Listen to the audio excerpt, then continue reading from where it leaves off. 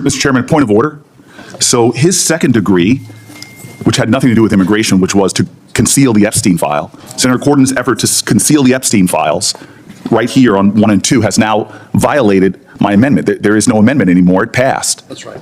And Cornyn is saying, yes, I did something to stop the American public from seeing the Epstein files. It renders my amendment moot. That was the intention of Senator Cornyn's amendment that he just passed, which was to conceal. I have to respond.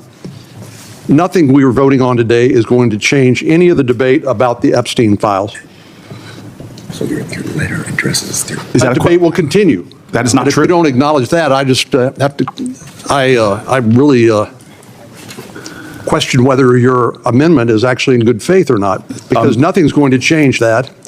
But, Mr. Chairman, my second degree amendment passed, which included striking the Senator Booker's amendment. I believe we've committee's spoken. May I respond? He directly referenced me. May I respond? Mr. Chairman. Go ahead. So Mr. Cornyn claims that nothing about this would end debate. We're not seeking to end debate. We're seeking to pass legislation out of this committee that would force the disclosure and the transparency and the truth being made public. We had a chance today that Senator Cornyn blocked to make the truth known to the American public.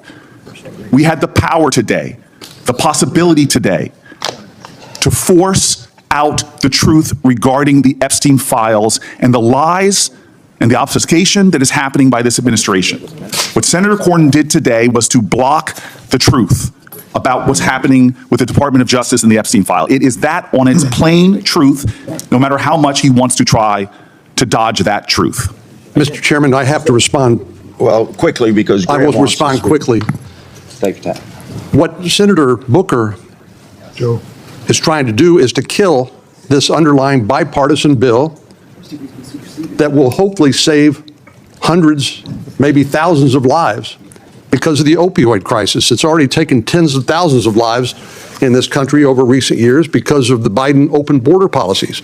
So I'm simply trying to preserve this bipartisan legislation, again, that will save lives. The debate that he and I are having over the Epstein files, I doubt will be resolved today based on any amendments either he or I offer. So that's the reason for my amendment, because I want to save lives from the opioid crisis. And I believe his amendment is a distraction from that and actually will jeopardize seeing this bipartisan legislation enacted into law. Mr. Chairman. Mr. Chairman. Thank you, Mr. Chairman, may I respond? No, I'm calling on Grant. I thought you were going back and forth, sir. I didn't know that. I'll be real quick. So if Senator Booker's problem is with the bill itself, which it seems to be, I understand that. Hopefully we can work out a way to get money to your state you think does justice for New Jersey. I got that. That makes perfect sense. But the Epstein amendment, presented some other way, it's not going away. What we're trying to do with this bill is really good. And there's no end to this, a way of doing business here.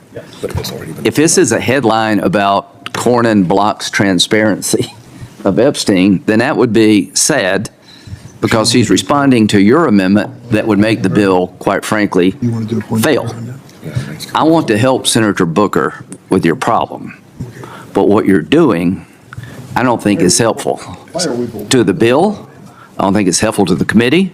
I don't think it's helpful to your problem. Senator Graham, there's not been a time in my career where you said you want to help me that you didn't. So I'm going to take you up on that, and I'm going to withdraw I'm going to withdraw my amendment. You're a good man, and I will try to deliver with Senator Grassley the best I can.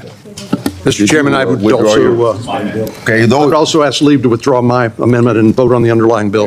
Those in favor of 1098 say aye. Aye. Those opposed say no. The 1098 is reported. Now, the last bill that we have on the agenda is the Child Act. What we just witnessed in that exchange is more than just procedural wrangling in the Senate. It's a microcosm of how power protects itself in Washington and how the truth about the Epstein files keeps getting buried under layers of excuses and political maneuvering. Senator Cory Booker came into this fight demanding one simple thing: transparency. He called out, point blank, that Senator John Cornyn's amendment was designed to shield, not reveal, the truth about the Epstein files. That matters because these files aren't just documents gathering dust in some DOJ cabinet. They represent possible evidence of one of the most powerful and far-reaching abuse networks in modern history. They're tied to billionaires, politicians, business leaders, and even global figures. Transparency here isn't a partisan talking point. It's about justice and accountability. But instead of confronting that truth, Senator Cornyn pivoted. He claimed that Booker's push for disclosure was a distraction from what he framed as urgent bipartisan legislation on opioids and border policy.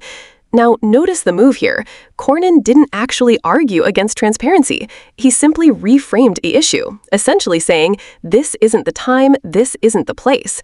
That tactic, delay, deflect, distract, is one of the oldest in politics, and Booker was right to push back, because here's the hard truth. There is never a right time for the powerful to face accountability. Every time disclosure of the Epstein files comes up, someone in power insists that it's too disruptive, too messy, too politically inconvenient. But what's actually inconvenient is the possibility that these files could implicate people with wealth, influence, and connections that reach across party lines. Think about this. Booker was saying, we had the power today to reveal the truth to the American people. That's not hyperbole. That is a senator acknowledging, in plain language, that the machinery of government could force transparency and chose not to.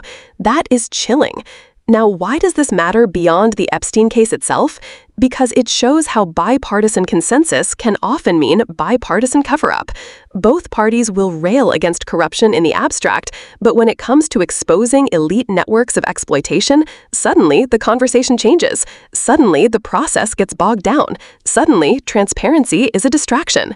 That's not democracy functioning. That's power protecting power. Senator Lindsey Graham even tried to smooth things over, telling Booker, I'll help you, I'll deliver what I can. And Booker, ever pragmatic, agreed to withdraw. That might sound like compromise, but let's be clear. Compromise in this moment meant one thing. The truth, once again, gets delayed. And here's where we need to pay attention. Every delay, every amendment, every procedural excuse chips away at public trust. People already believe that the system protects elites while ordinary people face accountability. When senators openly block efforts at transparency on something as high profile and deeply disturbing as the Epstein files, it only confirms that suspicion. So the question isn't just about Epstein, it's about whether the American people have the right to know who holds power over them, who abuses it, and who helps cover it up. Cory Booker tried to crack open that door today, and John Cornyn slammed it shut. And that leaves us with a choice.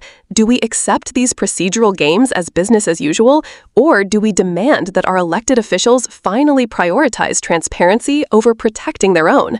Because without that, justice isn't just delayed, it's denied. If you believe that sunlight is the best disinfectant, if you believe the American people deserve to know the truth about who's been protected and why, then don't let this story fade. Keep asking questions. Keep demanding answers.